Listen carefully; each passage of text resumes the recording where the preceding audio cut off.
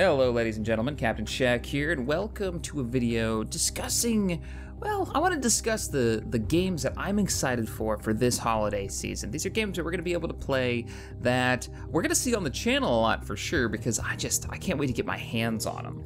Now, a few of these might be considered a little bit cheating on this list, but let's get into it. The first one I have to talk about, though, is XCOM 2. Now, when I was at E3, I had a chance to sit down and actually watch the presentation. The first time they showed gameplay of it, talked to the dev a little bit, and I'm pretty excited about it. It comes out November 20th. Now, what has me excited, and it's kind of sucks for people who are primary console players and not PC gamers. I think most of the channel, though, is PC gamers. But anyways, they're focusing on a PC release for XCOM 2. Now, yeah, that sucks if you're playing on the Xbox or the PlayStation. You're not gonna be able to continue the story of fighting for freedom and whatever on planet Earth against the alien hordes. But what it means for us PC gamers is we're getting full-on modding support. And now, if you haven't watched, there is an amazing amount of customization that you can do now. You can get named scientists and engineers. You can customize your troops, because that's kind of the fun of the game, is you customize your troops, you make them based on maybe friends or certain characters that you know pretty well, and then you see what happens with their story as you play through, right? So I had two characters in my first XCOM campaign that I always imagined them, they were on every mission together, they were best friends. One was a sniper and the other one was a heavy gunner, and one of them died in one of the missions, one of the mid-range missions, and it was so sad. But in this one now, you can actually customize these characters to a higher level of detail, right? You can give them their personality, and then in mid-mission, if someone dies, you can actually run over and pick up his custom gun that's got a custom paint job. You can give them like tattoos, all kinds of cool stuff. So that's awesome. Like, already out of the box, we're getting tons more of just what makes XCOM great. And then they're adding in workshop support out of the box. People will be able to make their own models, their own guns, all kinds of cool stuff. The developer even said, he started to say, if fans can make that Star Wars strategy game if they wanted to, basically is what he was starting to say. And then he stopped himself and he was like, well, for copyright reasons, I can't say that, but fans can make total conversions of our game into just about anything they can think of. So, popular sci-fi franchises is what he said. Yeah, I can't wait to see what people come up with. All right, next up, of course, you guys already know this. I'm not gonna go too deep into this one, Fallout 4. We've had huge knowledge bombs dropped on this title. Fallout 4 has everything that I wanted that I never thought they would add. I mean, they've taken some of the best mods, even little known mods, like the real-time strategy mod, the real-time settler mod, excuse me.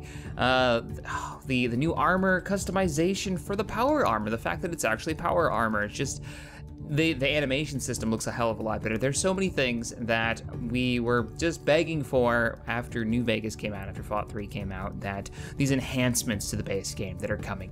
Of course, now a lot of you might be on the fence for this one. Some of you may be really excited, some of you may be really pissed off by it, but Battlefront, Star Wars Battlefront, DICE's Battlefront, is coming out on November 17th. And I know there's a lot of people that are saying, well, it's not the Battlefront that I remember, it's just a Battlefield skin. I get those comments all the time, and I get where people are coming from. This comes out November 17th. Why? I played it. It is fun. It's gonna be one of those games I think I just jump in when I want to get a little Star Wars fix and then I want to play multiplayer. It's gonna definitely be one of those. 40 players in their Walker Assault map, which is what I played at E3. They had it at the Star Wars convention. They had it. Like I said, it was a good time. Is it this extraordinary new? I love game mechanics. Does it have new game mechanics? Is it surprising us with new ways of playing a shooter? No. It has first person, has third person. It has the Star Wars vehicles, the characters, the world space is detailed. And I should be able to host an official server for the XP Gamers for community game nights. And really, that's all I'm wanting from them. I don't expect them to go out and make some new game mechanics or make it into some type of sandbox or maybe have some grand campaign. I know we all wanted it. I think what a lot of people were looking for in a new Battlefront was some type of galactic conquest where they could play with their friends and just do something really, really different with the IP. And instead we're getting, well, kind of like a skinned down Battlefront title. Right? Doesn't have as many units on the field. I mean, hell, even the new fighter squadron map that they've announced game mode that they have announced is only 10v10 with 10 extra AI fighters flying around. But I don't know, it's just a game, it's just like a tacked on game mode is what it seems like. But anyways, it'll be fun, it'll be a Star Wars game, it'll be the best looking Star Wars game that we have ever had. I can tell you that much at least. It does look good and the sound design is amazing. So I take on the idea of, hey, we're getting a Star Wars game. It will probably be fun to play, which is the whole point of making a game, and it's gonna look good. And I'll be able to play with you guys. So on those counts, it's a win. I can't really cry about what it's not when what we're getting is something that's probably going to be fun. All right, next up is gonna be kind of a cheat, Space Engineers. Space Engineers has got some major patches in the works. We've already seen in the dev build, the GitHub build of the game, that you can download the developer unzipped version. It's kind of like, it's just what they're testing. Anyways, planets were already in that code. And you can go through a Reddit post. It's a crazily complex set of instructions on how to do it, but you can actually turn on planets and check out the very early version of them. And it's so impressive. So we've got multiplayer code coming out for Space Engineers. We've got planets coming out, and in the latest patch, they just released well, a rebalance. Really, something that I think the game has always needed: a big rebalance to the way the items that you build, gives it a sense of progression. It rebalanced thrusters, reactors, and it refined the friction of wheels. Wheels and vehicles, ground vehicles, actually are a bit more.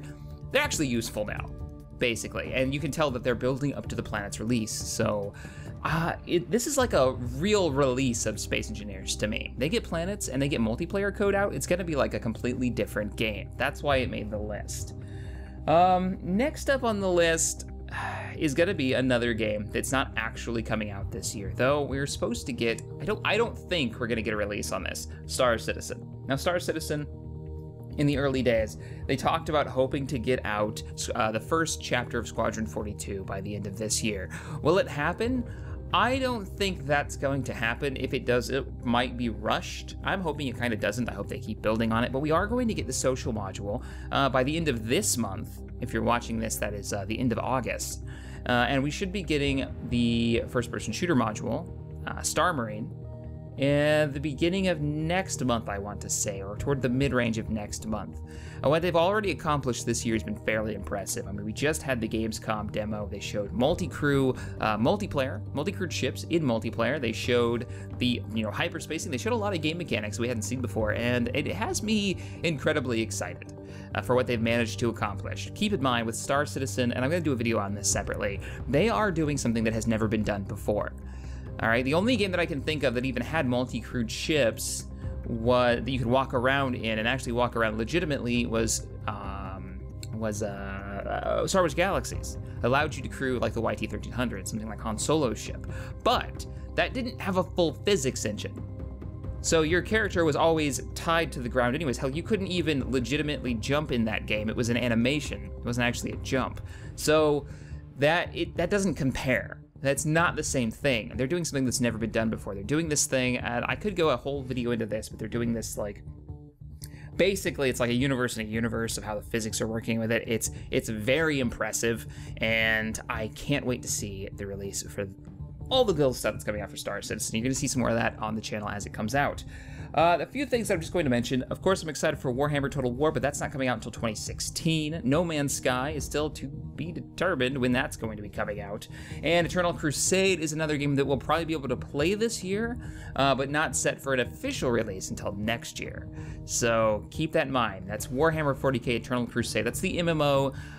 People have been comparing it to PlanetSide. I'm not quite sure if that's the scale they really are going to go with. I hope it is, but we'll see.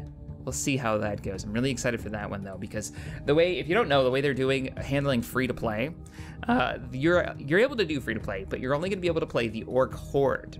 So the most populated side is the side in the lore that should be. The Enlist Orc Horde, who can't aim worth a bean, sounds like free-to-play mob to me, and just thousands of numbers, and they're gonna be weaker, but they're gonna be more of them, and you'll be able to play for free. I mean, how cool is that for a concept, especially if you're Warhammer 40K? I know the Warhammer fans are like, yes, that makes sense. The free-to-players should be the Orc Horde. And you can even play, you can be a paid member, but then you get to be like the war bosses, and you get to be the, you get to unlock the other, I guess, classes, and there's gonna be a RPG-like progression system in the game. So that'll be one that I'm gonna keep an eye on as we get closer to something I can actually play. Though I believe it's already in early access. It's in super early access, and I don't want to dive in that early when the game doesn't quite work and isn't really fun yet. You know what I mean? All right, guys. That's basically the games that I'm super excited for this year, and I'm curious to know which ones are you excited for. XCOM 2, that modding support, Fallout 4, again, modding support, Battlefront, community server I'm hoping that we can run, and maybe even have some type of like persistent stat tracking so we can see who is the best, and do you know, Sunday night community game night streams. That'll be a blast, and then edit those together. If EA will refrain from copyright claiming all my damn videos on those. It's so irritating, but EA is nefarious when it comes to copyright IDing anything that they've made. That's why I don't do a lot of EA games. And then, yeah, with Space Engineers, are we gonna be able to run a server with a lot of people on it? That's the question that I have. I should do a video on my view of what Space Engineers should be and see how many of you guys agree with me. All right, guys, well, if you enjoyed this video and me just kind of discussing this stuff with you, let me know in the comments below. Please hit that thumbs up button, subscribe to the channel for more gaming and modding goodness, and as always, thank you guys for watching, and I'll see you next time.